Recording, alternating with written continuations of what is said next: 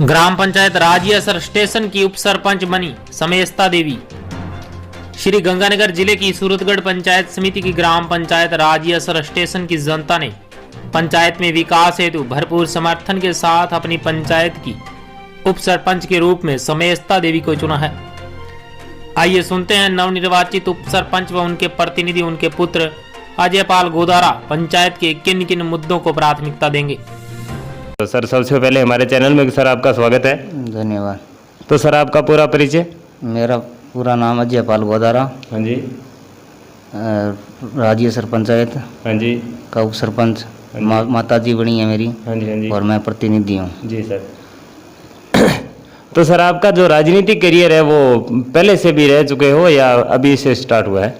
नहीं, राजनीतिक कैरियर तो पहले से भी रह चुका है। पहले भी मैं एक संगठन है यहाँ वंदे मातरम नवयुग मंडल संगठन राज्य स्टेशन का, जो कि रजिस्टर्ड संस्था है। जी जी। उसका मैं अध्यक्ष रह चुका हूँ जी। और अब दूसरी बार ये उप सरपंच बने हैं। जी सर।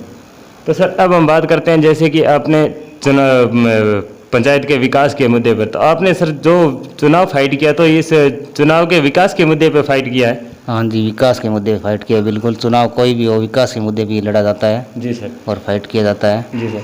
तो सर अब हम बात करते हैं जैसे जनता ने आपको वार्ड पंच और उप सरपंच पद जो निर्विरोध प्राप्त किया है, तो आप एक वेल एजुकेटेड युवा भी हो, तो जनता ने जो आपको ये उप सरपंच पद का जो ताज सौंपा है, तो आपके मन में ऐसा कोई विचार होगा कि मैं जब उप सरपंच पद मेरे पास आएगा तो मैं सबसे पहले अपना अहम कार्य जैसे कोई सड़कों का ले लो, पेयजल की व्यवस्था ले लो, या और भी ऐसे जैसे पीएम आवास जैसी योजनाएं बहुत निकल के आती है, तो उसके बारे में आपके पहला जो अहम कार्य है तो उसको बताइए सर। पहला मेरा अहम कार्य ये होगा कि यहाँ पर राजियासर पंचायत के आसपास बसे चक्का है 2-3। जी जी। वो आज तक भी रोड सड़क से वंचित है। तो मेरा पहला कार्य यही होगा कि उनको सड़कों से जोड़ा जाए। और ये फायदा मिलेगा जो बच्चे स्कूल पढ़ते हैं, पढ़ने जाते हैं, अब कच्चा मार्ग है। जी सर। तो कल को रोड बन जाए तो वो साइकिल पर भी जा सकेंगे, मोटरसाइकिल भी जा सकेंगे, और कोई टेम्पू बसें चलेगी तो किराया भी सस्ता पड़ेगा। अब स्पेशल जीपे आती है स्कूलों की, तो महंगी पड़ती है कुछ। जी सर। तो सर अब हम वार्तालाप करते हैं जैसे अपनी योजनाओं के बारे में। तो सर केंद्र सरकार व राज्य सरकार के द्वारा ऐसी बहुत सारी योजनाएं निकल के आती है, जैसे प्रधानमंत्री उज्ज्वला योजना और पीएम आवास योजना, शौचालय निर्माण विभाग, और जैसे वृद्धावस्था पेंशन योजना, ऐसी बहुत सारी योजनाएं केंद्र सरकार व राज्य सरकार के द्वारा निकल के आती है, जो अपनी पंचायत को पहले भी मिलती आ रही है और अब भी मिलती आ रही है। तो पिछले 5 साल के कार्यकाल को लेकर हम वार्तालाप करते हैं कि अपने ऐसे कोई और परिवार अभी वंचित रह रहे हैं, गरीब परिवार जिनको अभी ये इस योजना का लाभ नहीं हुआ हो और आप करवाना चाह रहे हो। हाँ बिल्कुल, 5 साल पिछली बार भी सरपंच थे इकबाल, उन्होंने भी बढ़िया कार्य करवाया। और कुछ तो रह ही जाते हैं, सभी तो मिलता नहीं है ना, तो वो बकाया जो भी वंचित है, गरीब जिसका मकान नहीं है, उज्ज्वला योजना से वंचित है, तो अब की बार हमारा प्रयास रहेगा कि हर घर को वो सुविधाएं दे पूरी। तो सर अब हम वार्तालाप करते हैं जैसे विकास के मुद्दे पे। तो सर यहाँ पे सड़कों का क्या सुधार है सर? सबसे पहले अपनी अहम मुद्दा है अपना सड़क का, तो सड़कों का क्या सुधार है सर? सड़कों का सुधार तो क्या है, सड़कें तो है ही नहीं अभी तक। तो पहले भी यहाँ पर विधायक आते हैं चुनाव के वक्त, वो बोल के जाते हैं भाई सड़क अब की बार आ जाएगी, अब की बार 3 योजना तो मैंने वोट दे दिया, अभी तक सड़कें नहीं बनी है। ये हम तो रोज कहते हैं लेकिन बनी नहीं। अब की बार उप सरपंच का पद मिला है तो कुछ करेंगे सड़कों के बारे में। तो सर अब हम वार्तालाप करते हैं पेयजल की व्यवस्था पर। तो सर पेयजल की क्या व्यवस्था है यहाँ पे अपने पंचायत के अंदर? पेयजल की सुविधाएं तो बढ़िया है अभी तक तो पंचायत के अंदर, हमारी पंचायत के अंदर तो बढ़िया है। जो भी कुछ ढाणियाँ अभी वंचित है पेयजल से। जी जी। यहाँ ये गोदारान चक है, इसमें 5-7 ढाणियाँ बची हुई है। ये समस्या कि वो पाइपलाइन आती है 3 इंची जी, तो वो सभी को पानी सप्लाई नहीं हो सकता। इसलिए हमारा यही उद्देश्य रहेगा कि वो पाइपलाइन बड़ी पास करवाया जाए, 4 इंची करवाया जाए, और उन ढाणियों को भी पानी से जोड़ा जाए, पेयजल की सुविधा मिली। तो सर इस पेयजल की व्यवस्था पर एक पिछले 5 साल के कार्यकाल में एक योजना आई थी, MGYS योजना, मुख्यमंत्री जल स्वावलंबन योजना। तो उसके बारे में जैसे अपने बड़े बड़े GLR हैं, टांके वगैरह हैं, तो जैसे वाटर वर्क्स की पाइपलाइन वगैरह है, तो उससे अपनी पंचायत को कुछ लाभ हुआ उस योजना? हाँ बिल्कुल लाभ हुआ जी, सभी को पानी चक्कों में गया और लाभ भी मिला। और कुछ ढाणियाँ रह गई है जो अब की बार उन्हें जोड़ा। जी सर।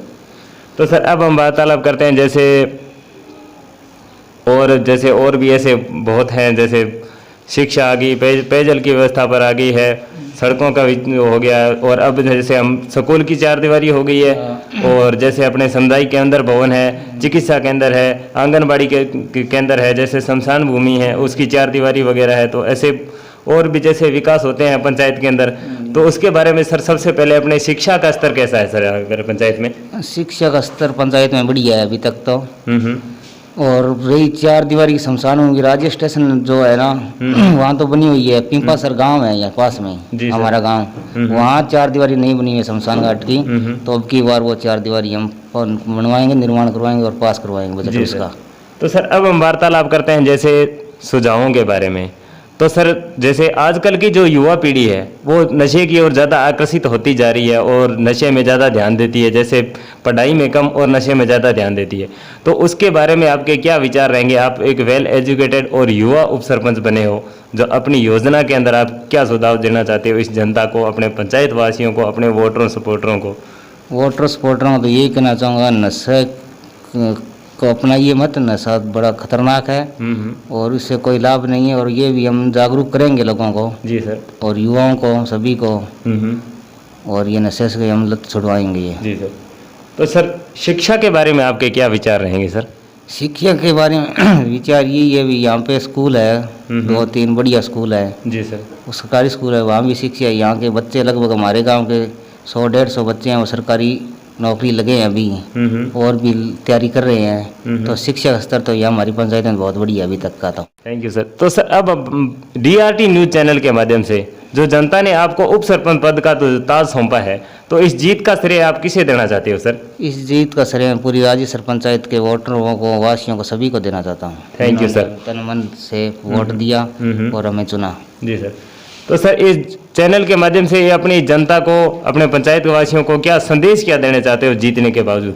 जीतने के बावजूद ये मैं संदेश देना चाहता हूँ कि हमारे चुनाव हुए, पक्ष और विपक्ष तो होना होते हैं चुनाव के अंदर, गिला शिकवा है चुनाव की वो दूर करें और सभी भाई पंचायत के विकास में सभी साथ दें और सभी मिलकर चलें। श्री गंगानगर जिले से सोहन बागेला के साथ कैमरामैन महेंद्र भाटी की रिपोर्ट।